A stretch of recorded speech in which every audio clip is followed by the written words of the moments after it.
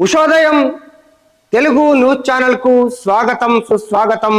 నా మిత్రులారా, ఇవాళ మరి చాలా పెద్ద చర్చ జరుగుతున్నటువంటి మరి మన రాష్ట్రంలో ఇవాళ మరి హైడ్రా నుంచి మొదలుకొని మరి అదేవిధంగా మూసీ కూల్చివేతల వరకు కొంత నాటకీయమైనటువంటి పరిణామాల నేపథ్యంలో ఇవాళ చాలా వరకు రాజకీయ ప్రకంపనలు సృష్టిస్తున్నటువంటి ఈ చర్చలు అయితే చాలా వేడివేడిగా ఉన్నటువంటి పరిస్థితి. రాజకీయ మరి వేడి ఎట్లా ఉంది, మరి రాజకీయ ప్రకంపనలు ఎట్లా ఉన్నాయో ఒకసారి మనము లోతైనటువంటి దర్యాప్తును ఇవాళ వాస్తవాలను అవాస్తవాలను పూర్తిగా మరి సేకరించి మరి ఈరోజు మీ ముందు ఉంచేటువంటి ప్రయత్నం అయితే ఉషోదయం తెలుగు న్యూస్ ఛానల్ చేస్తున్నటువంటి ప్రయత్నం. ఇవాళ ఇక మూసీ ప్రక్షాళన హైడ్రా కోసం కొద్దిసేపు మనం పక్కన పెట్టుకుందాం, దాన్ని కూడా మధ్యాహ్నం రాగానే మళ్ళీ లైన్లోకి తీసుకొద్దాం. మొట్టమొదటిసారిగా మనము ఈ యొక్క మూసీ ప్రక్షాళన నిర్ణయం అనేది ఎప్పుడు జరిగింది, ఎట్లా జరిగింది అనే దాన్ని మనం తీసుకున్నట్టయితే మరి గత పాలకులు తీసుకున్నటువంటి మరి గత ప్రభుత్వం తీసుకున్నటువంటి మరి నిర్ణయంగా మనం ఈరోజు చెప్పుకోవచ్చు. ఎందుకనంటే గతంలో వాళ్ళు మరి ఖచ్చితంగా మూసీ ప్రక్షాళన పేరుతోని మరి ఈ మూసీ నిర్వాసితులు పూర్తిగా చాలా వరకు అక్కడ ఇప్పుడు నిర్వాసితులైనప్పటికీ మరి అప్పుడు వాళ్ళను ఒక కబ్జా కోరులుగా చూపించింది ఎవరు అని అంటే మళ్ళీ బీఆర్ఎస్ ప్రభుత్వం. చాలా స్పష్టతగా ఉంటుంది, దీన్ని పిన్ టు పిన్ మీరు నోట్ చేసుకోర్రి.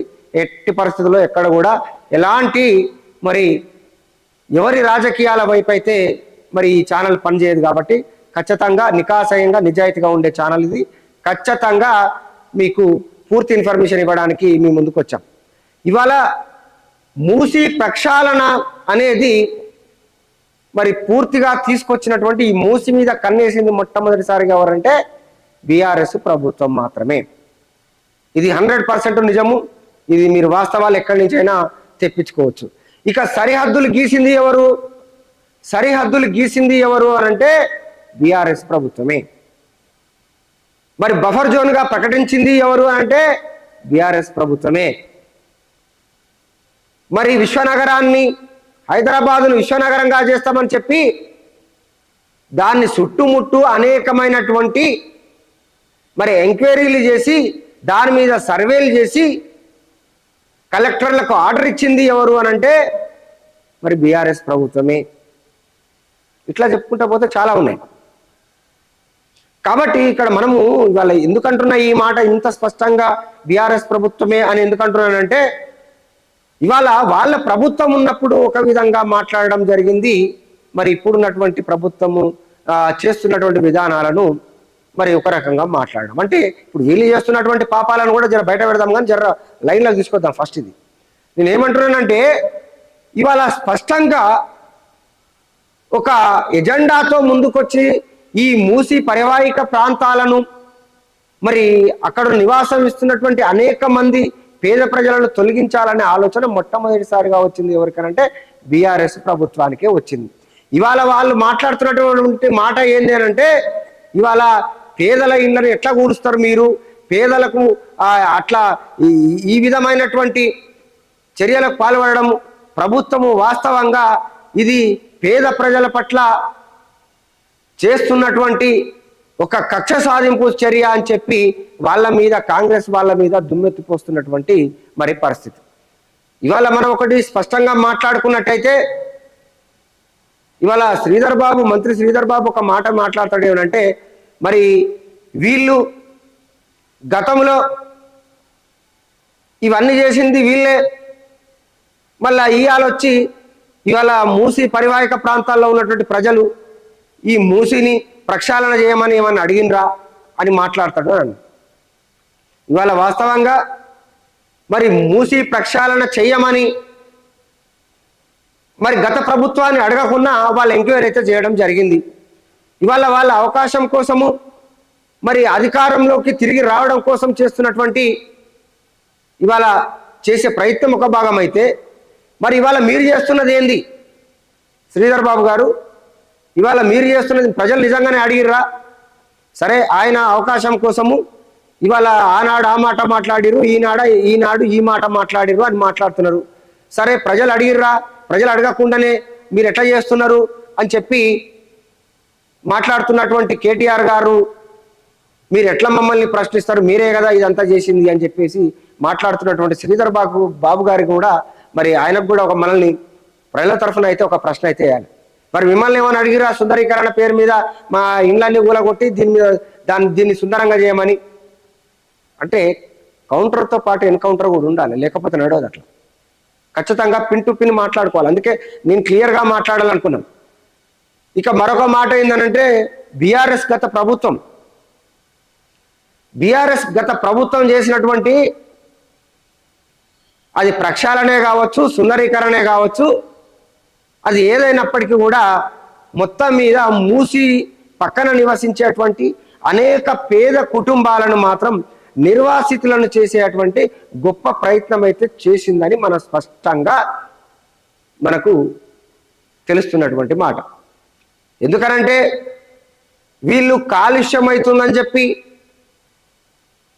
ఇది వాస్తవంగా ఈ మూసీ వాటర్ చాలా కాలుష్యంతో నగరం అంతా పూర్తిగా రోగాలమయమవుతుందని చెప్పేసి దీని మీద ఒక కాలుష్య నియంత్రణ మండలిని ఏర్పాటు చేసి, దానికి ఒక కార్పొరేషన్ ఏర్పాటు చేసి, దానికి చైర్మన్ను ఏర్పాటు చేసి, ఇవన్నీ చేసింది ఎవరు అంటే మళ్ళీ బీఆర్ఎస్ ప్రభుత్వం. ఇది నమ్మాలా మీరు? ఇక్కడ ఏమి జిమ్మిక్కులు చేస్తలేరు, ఇక్కడ ఏమి ఇంద్రజాలం మాయాజాలం ఏం చేస్తలేము. మేము ఉన్నది ఉన్నట్టు చెప్తున్నాం. అది నిజమా కదా? బీఆర్ఎస్ పెద్దలే చెప్పాలి.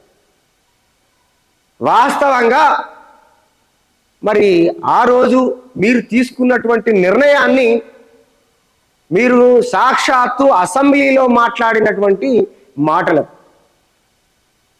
ఇవాళ మూసి ప్రక్షాళన చేయాలని చెప్పి, ఇవాళ మూసి పూర్తిగా కబ్జాకు గురయ్యిందని చెప్పి, అదేవిధంగా 8,408 కట్టడాలు క్లియర్గా చెప్తున్నా, మళ్ళీ చెప్తున్నా, మీరు నోట్ చేసుకోవాలి. 8,408 కట్టడాలను మీరు గుర్తించడం జరిగింది. అప్పుడు చేసిన సర్వే అధికారులు చేసినప్పుడు మీరు గుర్తించినటువంటి మాట వాస్తవం కాదు. వీటిని కూల్చివేత కోసము మీరు అనేక రకాలుగా ప్రయత్నాలు చేసి సర్వేలు తెప్పించుకున్న మాట నిజమా కాదా? మరి బీఆర్ఎస్ ప్రభుత్వం చెప్పాలి. నేను ఎందుకంటున్నానంటే ఇప్పుడు మీరు చూడండి, ఇప్పుడు మళ్ళీ దీని తర్వాత ఇప్పుడు కౌంటరే ఉంది, తర్వాత ఇప్పుడు మళ్ళీ ఎన్కౌంటర్ ఉంటుంది. ఇప్పుడు నేను అదే చెప్తున్నా, స్పష్టంగా ఉండాలి. మీరు నిజమా కాదా మరి కేటీఆర్ గారు చెప్పాలి. ఇప్పుడు వాస్తవంగా మీరే కదా దాని మీద ఎంక్వైరీలు చేపించింది, మీరే కదా కలెక్టర్లకు ఆదేశాలు ఇచ్చింది, మీరే కదా సర్వేలు చేపించింది, మీరే కదా అసెంబ్లీలో మాట్లాడింది. ఖచ్చితంగా మేము దాన్ని చేస్తామని చెప్పి మూసి ప్రక్షాళన చేస్తామని చెప్పింది మీరు కాదా? నేనేమంటున్నానంటే ఇవాళ ఒకటి స్పష్టంగా అర్థం చేసుకోవాల్సినటువంటి మాట, నా పేద ప్రజలైనటువంటి అక్కడ ఉన్నటువంటి అనేక మంది నా మిత్రులు, నా సోదరిమణులు, మీరు అర్థం చేసుకోవాల్సింది ఏంటంటే ఈ ప్రభుత్వాలు ఎవరైనా సరే వీళ్ళ స్వలాభాల కోసం ఇవాళ పేదల బతుకులతో ఆటాడుతున్నారని చెప్పాలి. వీళ్ళ ఎజెండా అంతా ఏంటంటే కేవలం పేదలను హైదరాబాద్లో బతకనీయకుండా చేయాలి, లేకుంటే డబల్ బెడ్రూమ్లు కట్టగట్టి నగర శివారులో ఇవ్వాలి. వీళ్ళకు నగరంలో బతకనియద్దు వీళ్ళని. ఇంకా 4 రోజులు అయితే అరే మీరు ఇట్లనే ఉంటే ఓల్డ్ సిటీని తీసేస్తారా బాబు? ఆ ఓవైసీ ఉన్నాడు కాబట్టి అంతో ఇంతో ఆ మాత్రం ఉంటుంది ఆ ఓల్డ్ సిటీని. లేకపోతే దాన్ని అమాదానం తీసుకుపోయి ఎక్కడో వేసేస్తారు, చెట్లలను గుట్టలను. ఆ ప్రమాదం పొంచి ఉన్నది. ఇది కేవలం ఓవైసీ అక్బరుద్దీన్ ఉన్నంతసేపే ఉంటుంది. ఇది తర్వాత వీళ్ళందరినీ ఇదే పరిస్థితిలో ఏదో ఒక రకంగా సుందరీకరణ పేరుతోనో లేకుంటే విశ్వనగరం పేరుతోనో ఇవన్నీ ఊడ్చుకుంటూ వచ్చి వాస్తవంగా అంటే నేను అనేది మరి కేవలం ముస్లిం బస్తీలోనే కాదు, ఇవాళ పేద ప్రజలు అనేటోళ్ళు ఈ పూరుగా బతికేటోళ్ళందరినీ కూడా ఊరు బయట ఇప్పుడు ఏమైంది, ఇప్పుడు రింగ్ రోడ్ నిర్మిస్తారు చూసినావు, ఈ ఔటర్ రింగ్ రోడ్ కాకుండా ఇంకో రింగ్ రోడ్ నిర్మిస్తారు. ఆ అవతల పడేస్తారు మనల్ని తీసుకుపోయి. ఈ పేద ప్రజల నుంచే పరిస్థితి లేదు ఈ నగరంలో. ఈ నగరంలో బతికేది ఎవరంటే కోటాన కోటీశ్వరులు, 100 కోట్లు పెట్టుబడేటువంటి పెట్టుబడిదారులు, పారిశ్రామికవేత్తలు, పెద్ద ఆఫీసర్ స్థాయిలో ఉన్నటువంటి వాళ్ళనే ఇవాళ నగరంలో మరి దీన్ని ఒక ధనిక రాష్ట్రంగా చూపించడం కోసం పేదలను తీసుకుపోయి ఎక్కడనో నిర్వాసితులైనటువంటి వీళ్ళ అందరిని తీసుకుపోయి ఇప్పుడు కడుతున్నటువంటి డబల్ బెడ్రూమ్లు కూడా మనకు అవే. చాలా మంది అవి సంతోషిస్తున్నారు. మీ సంతోషం కాదరన్న ఆయన, మిమ్మల్ని తీసుకుపోయి సమాధి చేస్తారు. మీకు అర్థమవుతలేదు. మిమ్మల్ని తీసుకుపోయి మిమ్మల్ని ఏమో చక్క పెడతలేరు, మిమ్మల్ని సమాధి చేస్తారు. మీ పేదలనేటోడు ఏడ కనబడొద్దు. ఇది అయిపోయిన తర్వాత ఇంకోటి ఉంటుంది. నా చిన్న చిన్న వ్యాపారాలు చేసుకునే ఫుట్పాత్ మీద దందాలు చేసుకునేటువంటి ఫుట్పాత్ మీద వ్యాపారాలు చేసుకున్నటువంటి నా మిత్రులారా, రేపు మిమ్మల్ని కూడా తీసేస్తారు. ఇక ఎక్కడ కూడా హైదరాబాద్లో పిన్నీసు రిబ్బన్లు అమ్మేది ఉండదు. ఎక్కడ కూడా సెల్ ఫోను సంబంధించినటువంటి చిన్న చిన్న ఐటమ్స్ ఉంటాయి, పౌచులు, అదేవిధంగా గ్లాసులు, అదేవిధంగా ఇయర్ ఫోన్లు, చిన్న చిన్న రిబ్బన్లు దువ్వెన్లు అమ్ముకొని ఫుట్పాత్ మీద అమ్ముకుంటారు చూడు, వీళ్ళను కూడా ఖతం చేస్తారు వీళ్ళు. ఇదంతా సుందరీకరణ అంటే అదేరా నాయన. మీరు అనుకుంటారు మూసీనే సుందరీకరణ కాదు. హైదరాబాద్ను మొత్తం సుందరీకరణ చేయాలంటే ఈ పేదవాళ్ళన్నీ తీసేయాలి, పేదవాళ్ళ బండ్లు తీసేయాలి, పండ్లు అమ్ముకునేటోడు ఉండొద్దు, ఇవాళ ఉల్లిగడ్డ బండి నూకెటోడు ఉండొద్దు, ఈ చిన్న చిన్న వ్యాపారాలు చూస్తే ఇదే ఎజెండా. ఇది పక్కా తెలుసుకో. ఇది తెలుసుకోకపోతే మీరు నిజంగానే చాలా నష్టపోయేటువంటి మరి అవకాశం ఉంది. సో మిత్రులారా, ఇక మరి ఇప్పుడు చర్చ మళ్ళా వేరే దిక్కుపోతుంది. నేను మళ్ళీ దీంట్లోనే ఉంటా.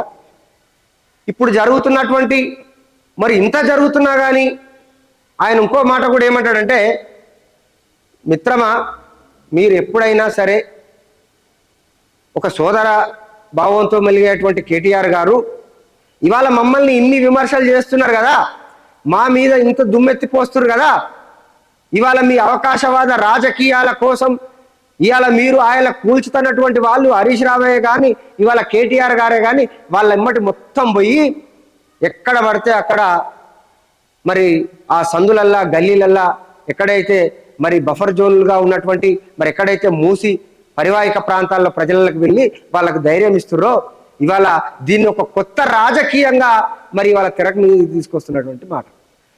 మీరు విశ్వనగరం చేస్తా అన్నారు కానీ మీరు చేయలేదు. మేము ఇవాళ విశ్వనగరం చేస్తానంటే ఇవాళ మీరు ఏమంటున్నారంటే ఇక ఈ విశ్వనగరం చేయనీయకుండా దీన్ని ఒక రాజకీయం చేస్తున్నారని చెప్పి మరి శ్రీధర్ బాబు అంటున్నటువంటి మాట. సరే, ఇప్పుడు ఈయన రాజకీయం చేస్తున్నాడో ఓకే, మరి వీళ్ళెందుకు కాముకున్నారు ఎంఐఎం నేతలు?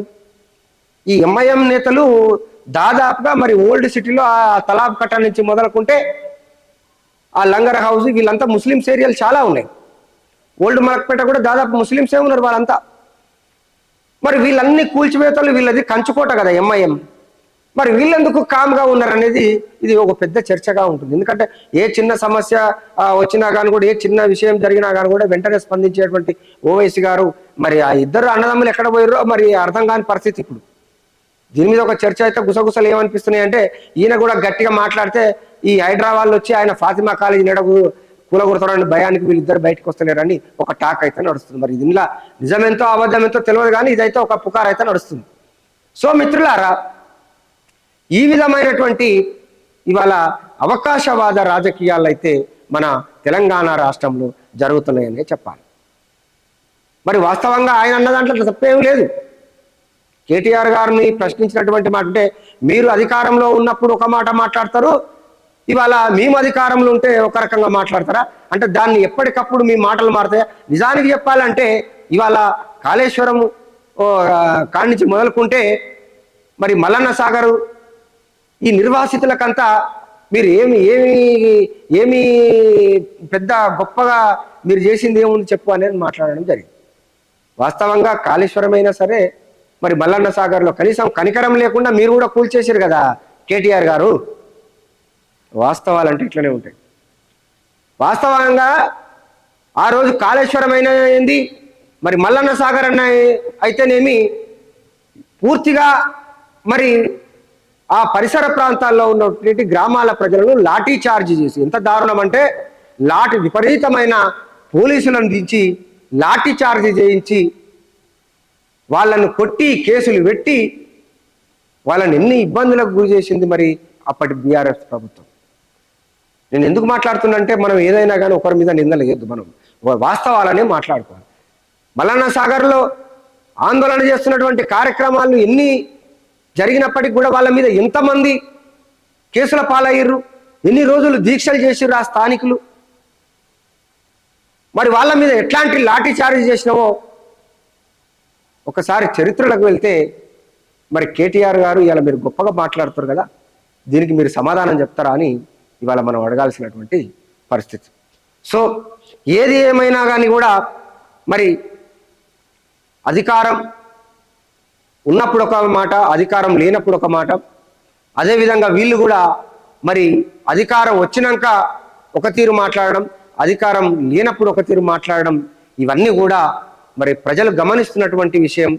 మరి ఈ యొక్క ఇప్పుడు జరుగుతున్నటువంటి ఈ రాజకీయ మరి ప్రకంపనలను ఖచ్చితంగా ఎప్పటికప్పుడు మరి ప్రజలు ఎంతో ఆసక్తిగా చూస్తూ మరి ప్రజలకు ఏ విధమైనటువంటి ప్రభుత్వాలు న్యాయం చేస్తాయో మరి చూడాలి అని చెప్పి వాళ్ళు ఎదురు చూస్తున్నటువంటి మాట వాస్తవం. సరే, ఏది ఏమైనప్పటికీ కూడా మరి ఇవాళ ఎట్టి పరిస్థితుల్లో మరి పేద ప్రజలకు నష్టం జరగనివ్వము, పేద ప్రజలకు ఎలాంటి కష్టం కలగనివ్వమని అయితే మరి ముఖ్యమంత్రి గారు చెప్తున్నటువంటి మాట మరి ఎంతవరకు ఇందులో నిజం ఉందో వేచి చూద్దాం. చూస్తూనే ఉండండి ఉషోదయం తెలుగు న్యూస్ ఛానల్.